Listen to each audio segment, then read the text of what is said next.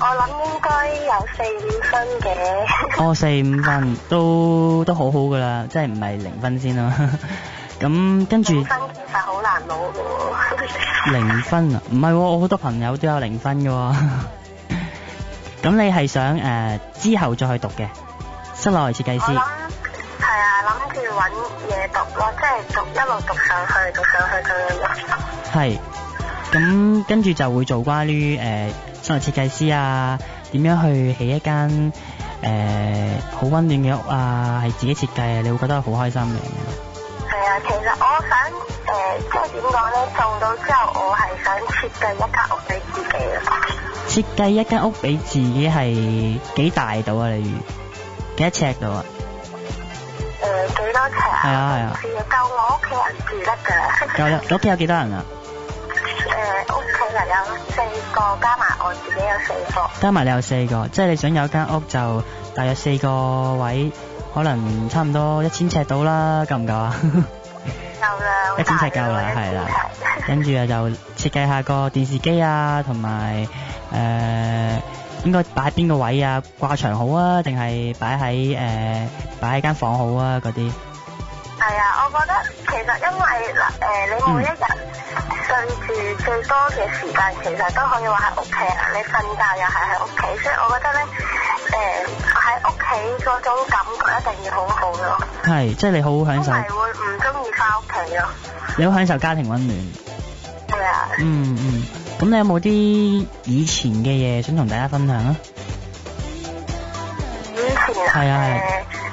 以前細個時候會喺度畫下自己間房應該點佈置咯，即係去幻想下如果嗰啲而家家私嘅嗰啲即係嗰啲好似有人哋一間房咁樣咧，嗰啲而家家私咪一間房俾你睇嘅。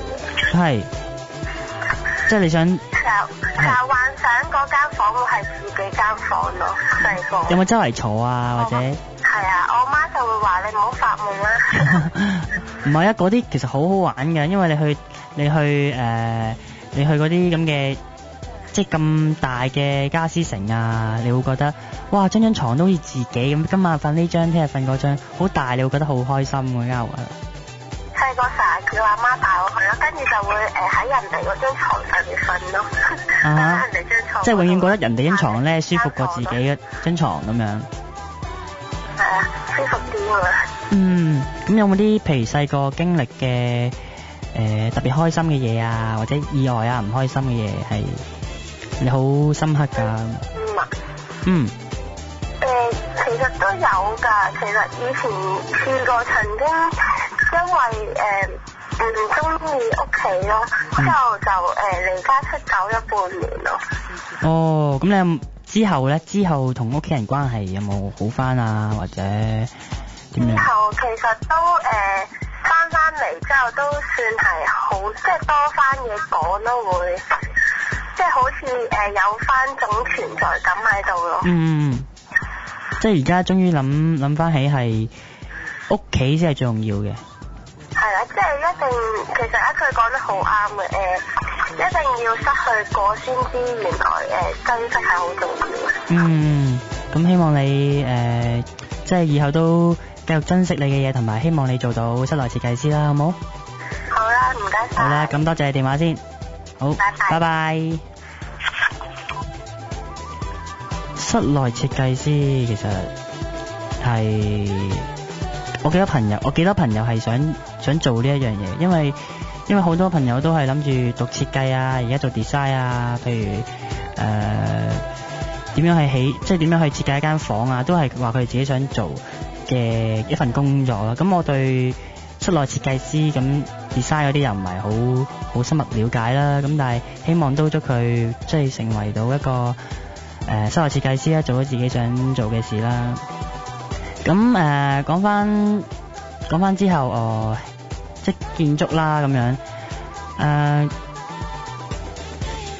建築係喺入邊我學咗好多平時你生活學唔到嘅嘢啦。因為你生活係同朋友傾偈多，但係你建築係要用腦諗去點樣可以先令到間屋靚啲咧，同埋我身邊冇朋友係做建築呢一行咁樣，咁最後尾我自己好中意即係做一啲表演嘅嘢啦，或者可能拍嘢啊咁樣，所以就嚟到呢一度同大家可以即係分享關於自己嘅嘢啦，係啦，即係最後尾我就嚟咗呢度去發展自己嘅事業咁樣啦，咁希望大家都以後繼續支持我咁樣啦。其實我而家中意關於電影啊，或者係有時係有啲音樂啊，即係去關於創意啊，好想自己去諗多啲嘢，去點樣可以提升自己諗嘢嗰方面呢，同埋點樣先可以喺大家心目中覺得我係一個有能力喺你面前表演嘅人呢。咁我都會即係會努力去繼續發展自己嘅事情啦，自己嘅事業啦。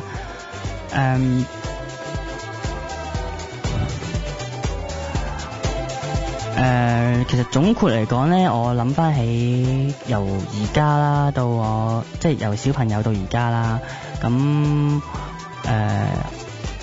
好似大部分時間呢都係唔知自己可能做緊咩啊，或者受過傷嗰啲意外啊，會唔會真係幫到你第日出嚟做嘢呢？其實呢啲每一樣經歷呢都會記住喺自己嘅心入邊咯。即係今日錯咗，咁就要改。其實我成日都做錯嘢，我知道。咁其實做錯嘢唔緊要，最緊要係你有心去學，同埋你肯去改。因為呢個世界唔係啱就錯噶啦。咁但係我哋一出世出嚟，即係由出世到而家係應該係有好多嘢係需要去學習啊，甚至去改唔改變到呢個世界呢，又係另一回事嚟嘅。咁最主要都係學習去做一個人啦，點樣叫做一個有理想嘅人呢，或者係做自己中意嘅事嘅人呢，唔好去成日都唔知自己做緊啲咩嘅，唔好成日發夢，唔好冇目標喺屋企淨係掛住玩電腦啊，或者淨係出街同啲朋友去蒲啊，去食飯啊，去跳舞啊，去飲酒啊，適當嘅玩係應該嘅，但係唔好太過淨係掛住玩，享受你嘅漫無目的嘅人生咁樣啦。咁我就以前就做咗好多唔知自己做緊啲咩嘅事，咁嚟緊都會即係繼續努力學習啦。咁希望大家繼續去努力支持我咁樣啦。咁今日嘅時間就其實就差唔多啦。咁最後尾我希望大家就揾到自己嘅目標，去實現自己嘅夢想啦。咁好，多謝大家先。我今日嘅節目就分享到呢度。咁最後尾送一首歌俾大家。歌名就叫做《你愛我像誰》，係張衛健嘅。